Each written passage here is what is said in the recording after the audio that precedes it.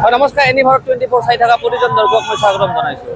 যিহেতু গণেশ পথত 7 দিনীয়া কাৰ্যসূচীৰে আচলতে যিহেতু সাৰ্বজন শ্ৰী শ্ৰী অখণ্ড তাৰক ব্ৰহ্ম নাম যজ্ঞ আৰু গৌৰ গোবিন্দ অষ্টকালীন লীলা কীৰ্তন আয়োজন কৰিছে প্ৰথম বাৰ্ষিক আৰু এক বিশাল যি আচলতে ধৰ্মীয় শোভাযাত্ৰালৈ ওলাই আহিছে শ পুৰুষ মহিলা। আৰু এই ক্ষেত্ৰত মোৰ সতীৰ্থই দেখাই আছে ইয়াৰে পৰিৱেশ শ আচলতে যি পুৰুষ মহিলা আচলতে ধৰ্মীয় শোভাযাত্ৰা আৰু পানী তোলা পৰ্বত অংশগ্ৰহণ কৰিছে।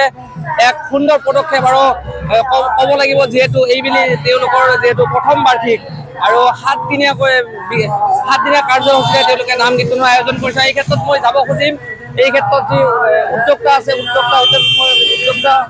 সৈতে মই কথা পাতিবলৈ চেষ্টা কৰিম। কি ক'ব, কেনেকুৱা অনুভৱ? আজি আমি খুবেই আনন্দিত। আমাৰ হাউলি গণেশ পথ প্ৰথম বাৰ্ষিক অখণ্ড তাৰক ব্ৰহ্ম নাম যজ্ঞৰ আজি শোভাযাত্ৰাত আমাৰ হাউলিৰ সকলো ৰাইজে আমাৰ শোভাযাত্ৰাত অংশগ্ৰহণ কৰিছে। আৰু আমি এনেকে আমাৰ এই 5 দিনীয়া কাৰ্যসূচীত সকলো ৰাইজৰ সহায় সহযোগিতা কামনা কৰিলোঁ। হয়, যিহেতু এইবেলি প্ৰথম বাৰ্ষিক প্ৰায় 1000ৰ ওপৰত হ'ব ইয়াত মানুহ অগণন মানুহ আহি আছে। আৰু আমাক সকলো মানে হাউলিবাসী বৰপেটাবাসী ৰাইজে সহায় সহযোগিতা আগবঢ়াইছে। আৰু যিহেতু প্ৰদীপ পাল আমাৰ মানে 24 তাৰিখৰ যিটো কাৰ্যসূচী আছে, প্ৰদীপ পাল তেওঁ ভাৰত বিখ্যাত হিন্দু ধৰ্ম প্ৰচাৰক, তেওঁ আহি আমাৰ মাজত মানে অষ্টকালীন পৰিৱেশন কৰিব।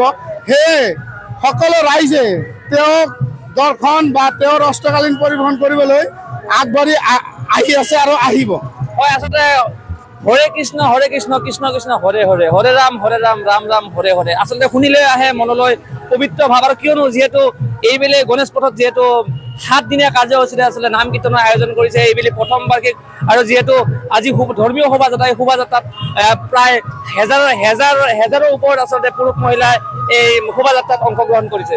হয়, আৰু যিহেতু ক'ব লাগিব এইবেলি যিহেতু যথেষ্ট সংখ্যক ভক্তই ভিৰ কৰিছে এই শোভাযাত্ৰাত, আৰু যিহেতু 7 দিনীয়া তেওঁলোকৰ কাৰ্যসূচী। হয়, মোৰ কেমেৰা সহযোগত মই কৌশিক দাস, এনি ভাৰত 24।